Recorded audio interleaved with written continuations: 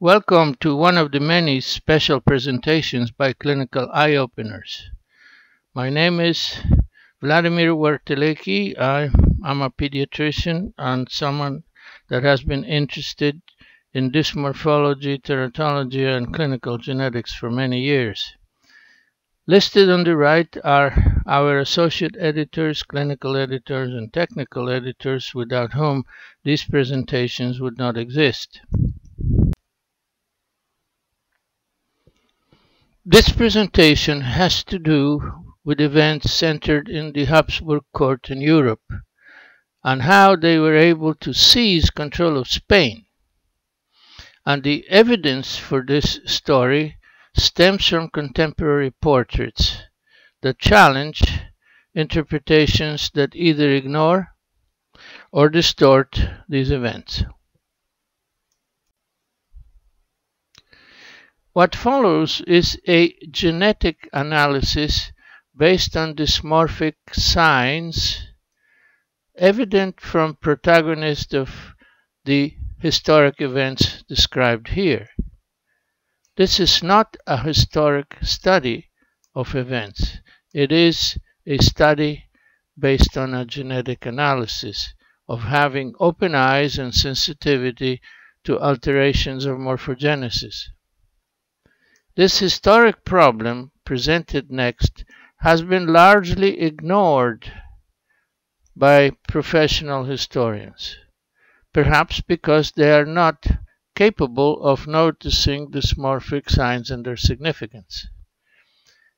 This analysis raises the question who truly was Charles I in Spain or Charles V in Austria. The evidence stems from contemporaneous portraits that show clearly a pattern of dysmorphic signs that are incompatible with the current historic accounts.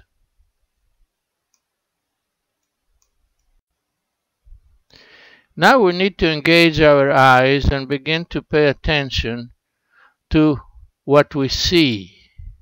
So I will slow down the verbal explanations that flow here. Contemporaneous portraits are shown here of various members of the Habsburg family illustrate facial features that are recognizable as being in common. In medicine, informative faces, faces that talk to you, are called facies. This could be called for short a Habsburg Mutation facies. We call it in short an H+. These are H+ members of the Habsburg dynasty. And the pattern we see how these emerge among these families is compatible with an inheritance of one gene that expresses its misbehavior in a dominant fashion. The mutation is dominant and it has high penetrance. So it's important that you learn these concepts from the addendum if you don't have them in mind yet. It will be useful to you for many years if you practice clinical medicine. So here we have an image of the propositus, or in French, apropos, meaning the individual we focus the analysis and spread it from him to his ancestors or to his successors. So the propositus in this instance is Carlos I or Charles I, as he is known in Spain. And here we have a facies, a characteristic Habsburg face, so we call them an H+ trait. He is an H+ individual. What are these signs?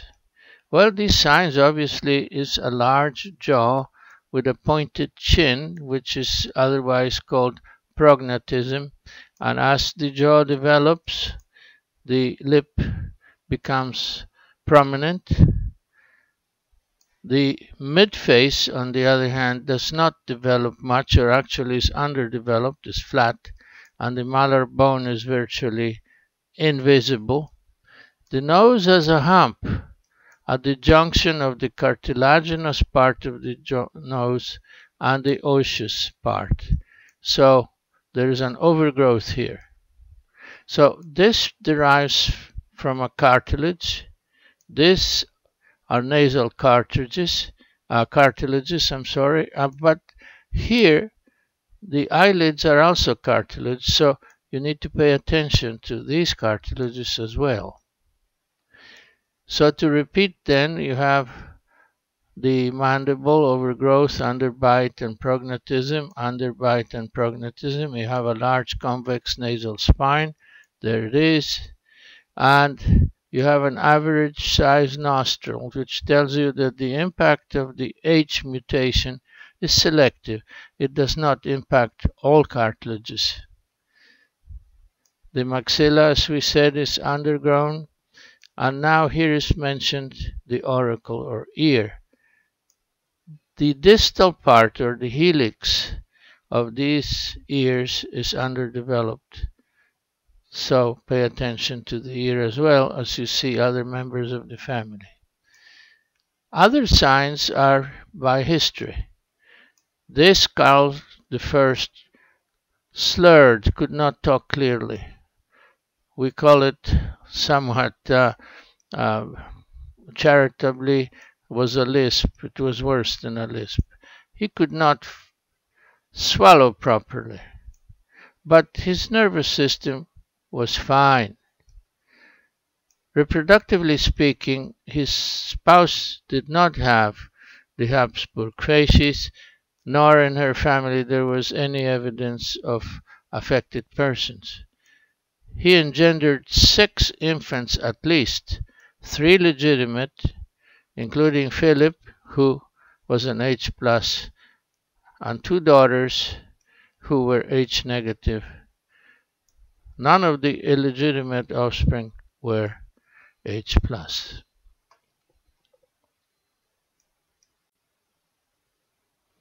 And here is the mother of Carlos, known to us as Juana of Castile. She is H negative, and all the portraits we could find confirm that she is H negative. You don't see any features of the Habsburg facies. All her ancestors, mother and father and others, none of them were H+.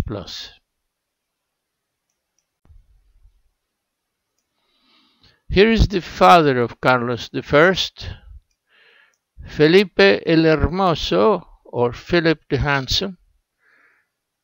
He has no evidence of the Habsburg facies. These portraits demonstrate that.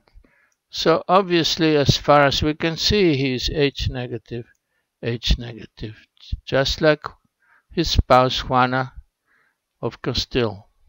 And they engendered at least 6 surviving children.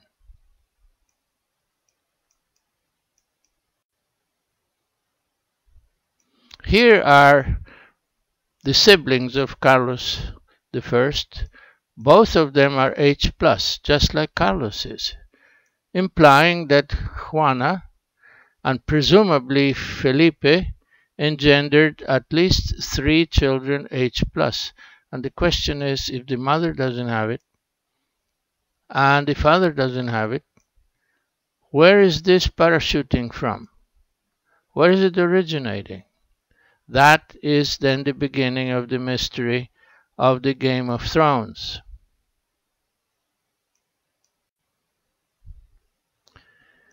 So here is an enlarged panel of Habsburg's individual that show the H+ facies.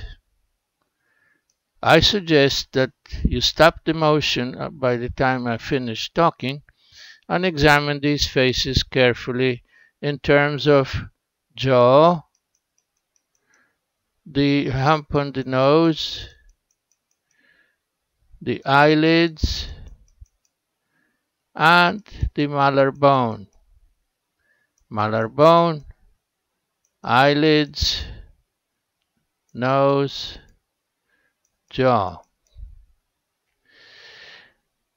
we said that this facies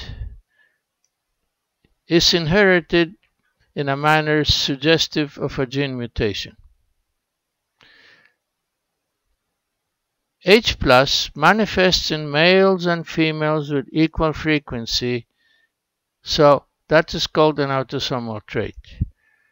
So over the centuries and across Europe, there are hundreds and hundreds of individuals that stem from the Habsburg families. And analyzing these family histories, one can then compute that it is an autosomal trait because we have females and males in near equal proportion. So it's not a sex-related trait.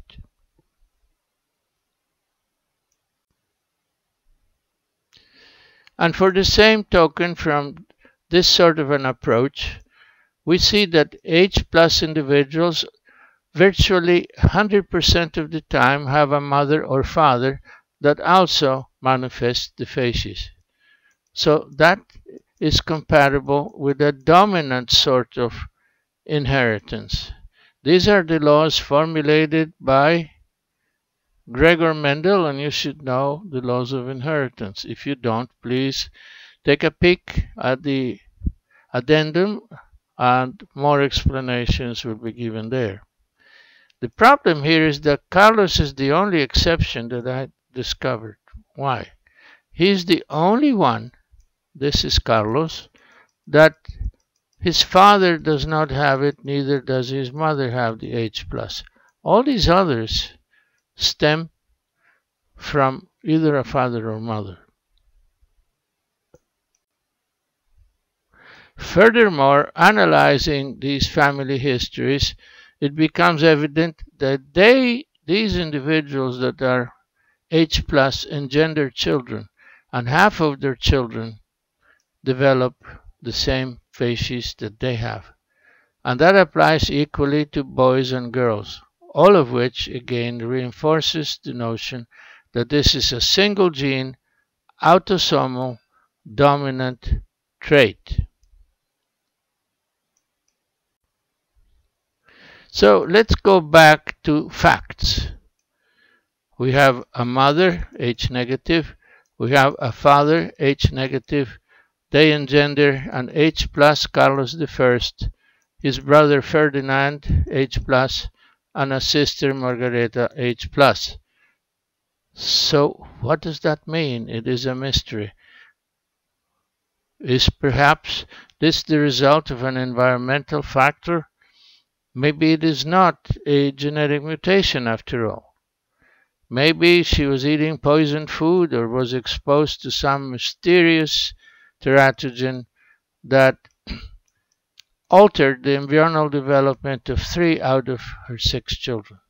Well, it's a nice hypothesis. Maybe we should consider it. But then somebody said, well, maybe not. Why don't we consider a second hypothesis? Maybe this situation is due to an inherited gene mutation. So they are all inheriting this.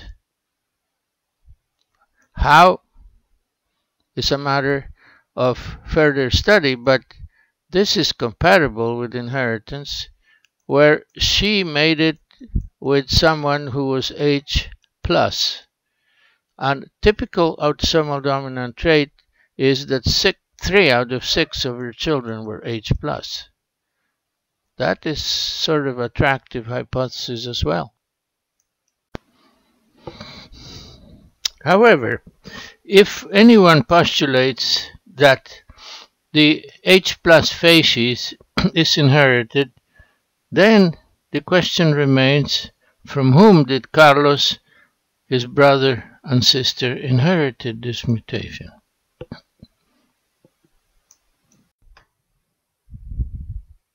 Now let's imagine the following circumstances.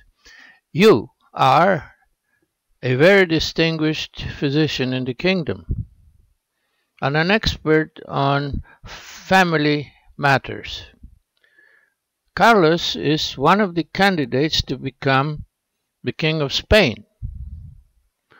But the State Council, that is to decide who will be the heir of the empire, has some questions.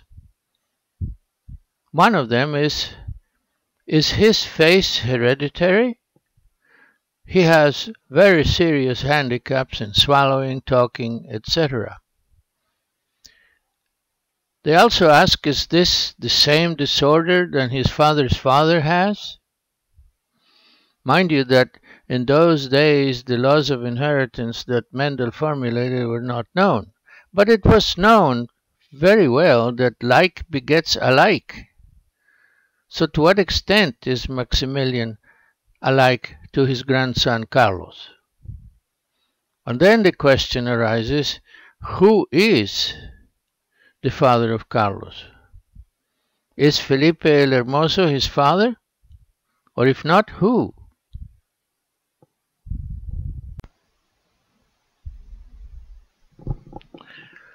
So before you answer the State Council about the nature of the anomalies of Carlos I and the questions of his parents, you need to go through a list of possibilities, analyze them, and then convey your conclusions. I will give you the rationale why the choices include that Carlos may be the product of a teratogenic impact or of gene mutations of a variety of circumstances, or none of these.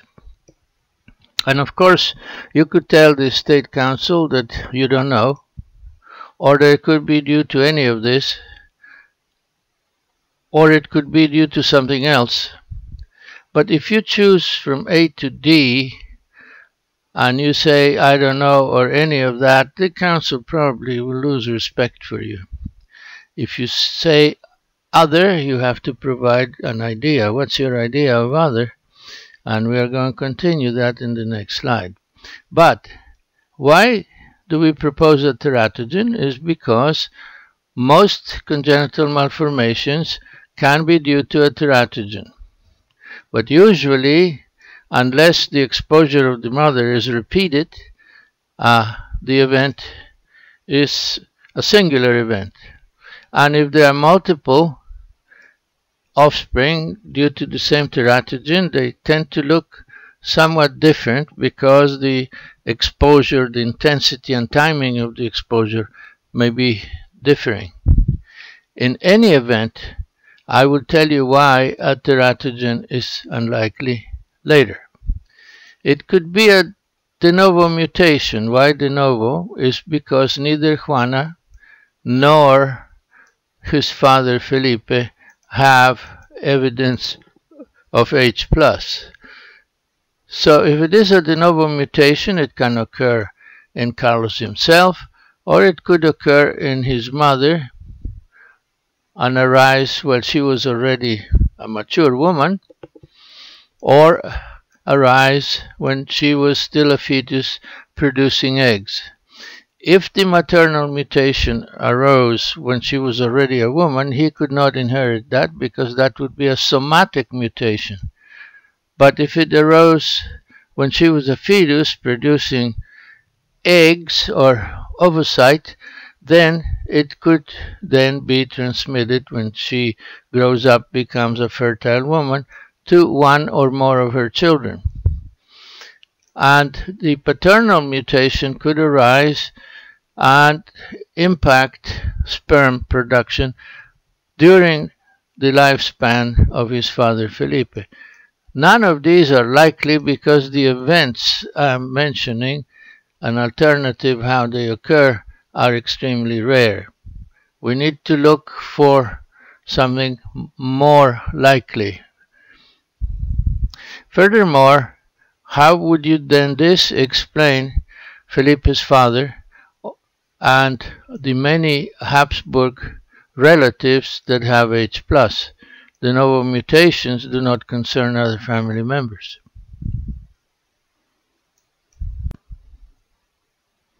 So now why did I choose to eliminate choices A, B, C, D, and propose other.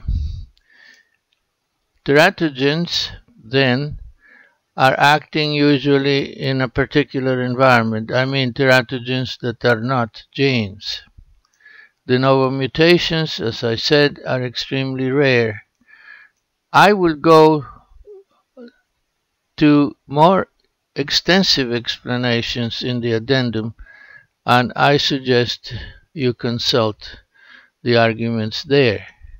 I will focus on other and convey the notions that that's not good enough unless you explain what do you mean by it, what is your hypothesis, and that's what we do next.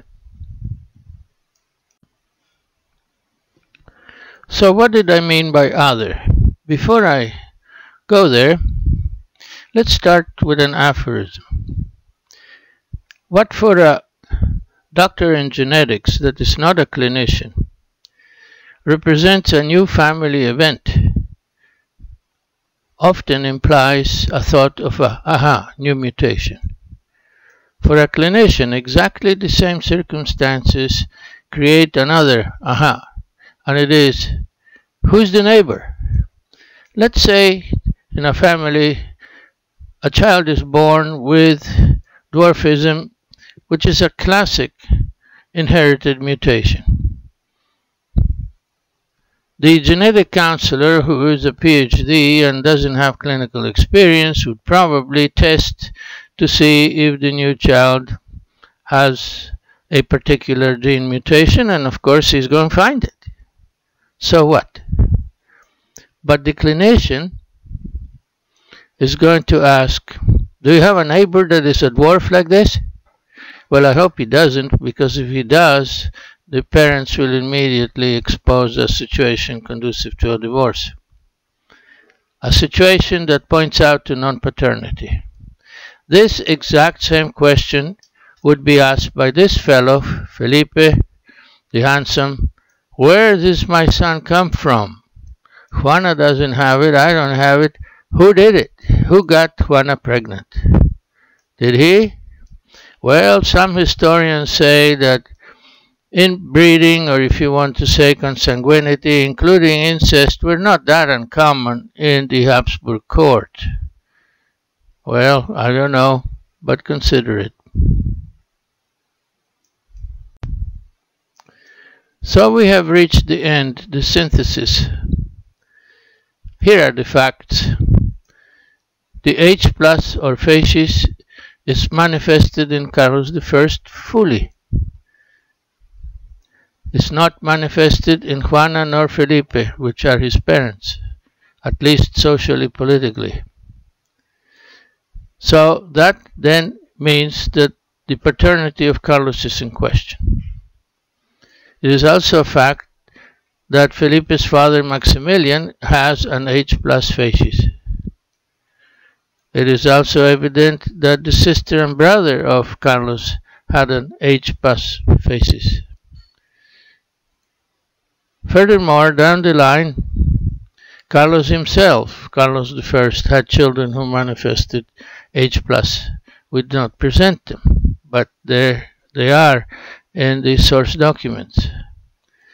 Furthermore, there is Carlos II, a descendant of Carlos I, more distant, whose two parents, both mother and father, had H plus. And this poor fellow, Carlos II, was very severely affected. He got one mutation from the father and the other from the mother, and apparently, at least, is likely that he inherited both mutations. That means he replaced normal genes by mutated genes. He had no normal gene at that particular location, and that disrupted his development much more severely than most instances of H plus. All of these things are compatible with the laws of Mendel, defining an autosomal dominant single gene mutation of high penetrance. So therefore our conclusion, and all conclusions are hypothetical, is that Carlos I is not the biologic son of Felipe the Handsome.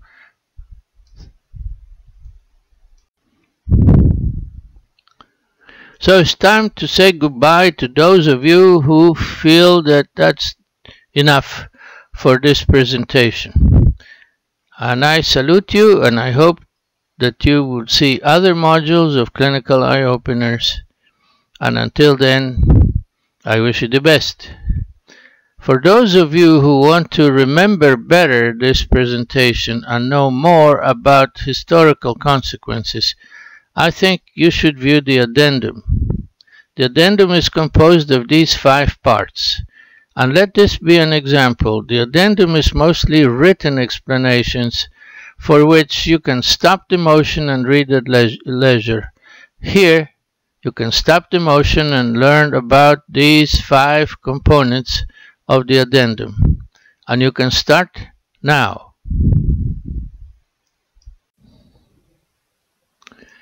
Here is summarized the story of the silencing and imprisonment of Juana de Castilla.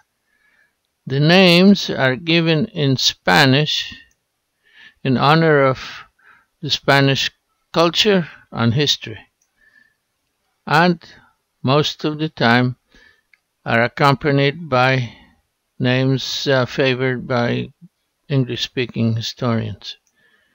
So please read at leisure what is given here and start the motion when you're ready to move to the next slide.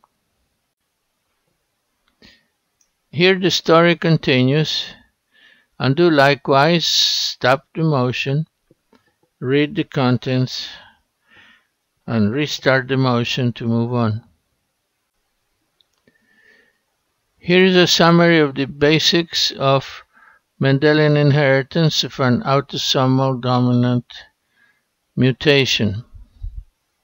It also includes a question that you should be able to answer immediately, and that is, if the father has H+, and the mother likewise is H+, what is the chance for them to engender a child that inherits the H+ mutation?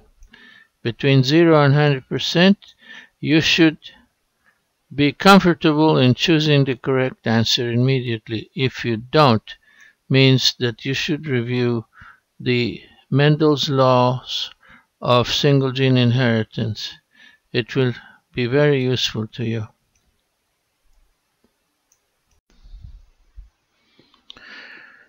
So here we expand explanations regarding why in the multiple choice quiz shown earlier I did not select an answer A concerning that teratogen is a possible cause of what was observed.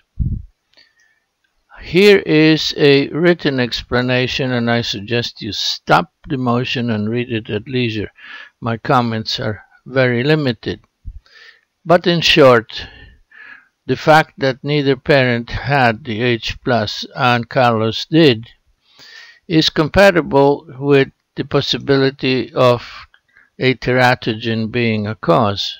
What is not compatible is the other circumstances, that is, 2 additional children, implying that Juana was exposed not once but 3 times to the same teratogen.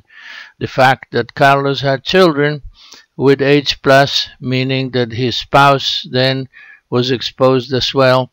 The fact that he had a grandfather with H+ would imply that the mother of Maximilian was exposed, and so all other individuals that had H+ would have had mothers exposed.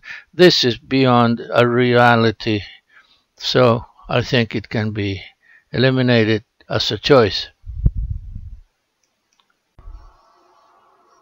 The next choice is B, a de novo gene mutation, and I think it's unlikely. We'll give an explanation soon. For now, stop the motion, study this phase, and then restart the motion and move on.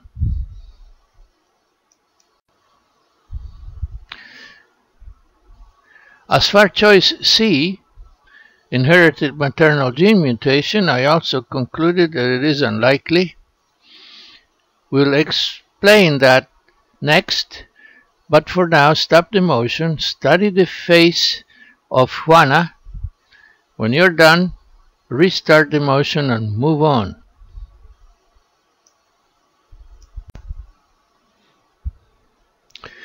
This is choice D, an inherited paternal gene mutation. My conclusion is unlikely.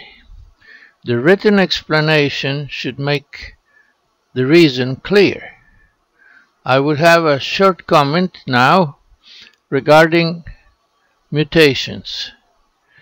Mutations are rare events and they can occur in different tissues at different stages of development. Somatic mutations, by definition, cannot be inherited by the next generation.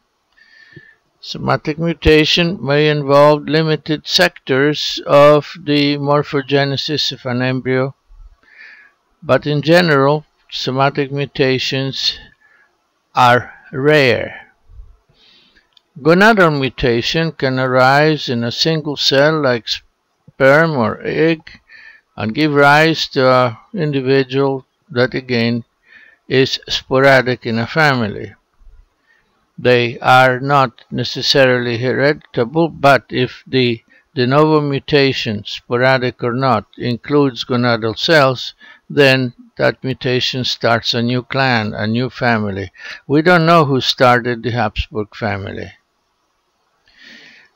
Now, if the mutation generates a clone of sperm or eggs, then there could be multiple conceptions and be like in the case of Juana, who had 3 children, and she did not have a somatic mutation H, neither did Felipe. That circumstance is very rare comparing to non-paternity.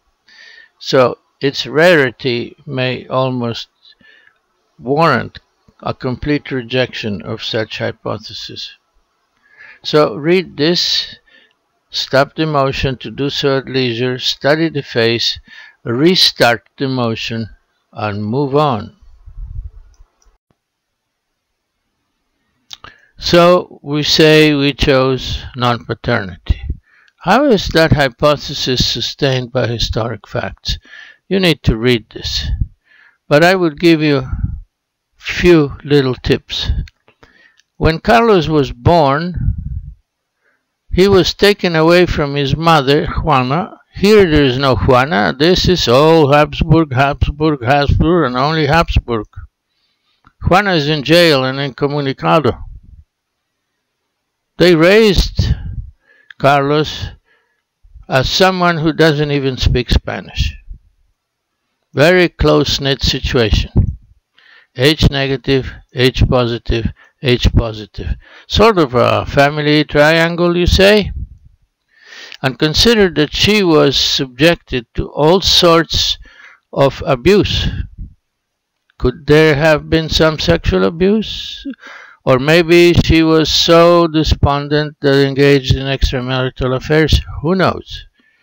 But these facts speak on itself or on themselves.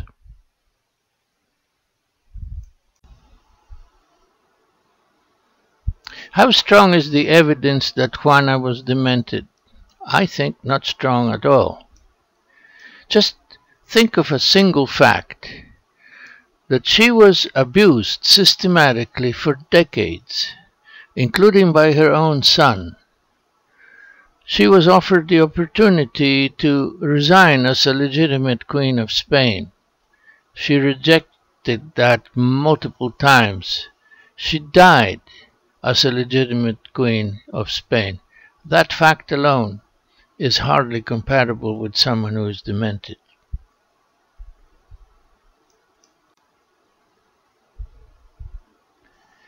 So here we are at the end of this presentation and addendum.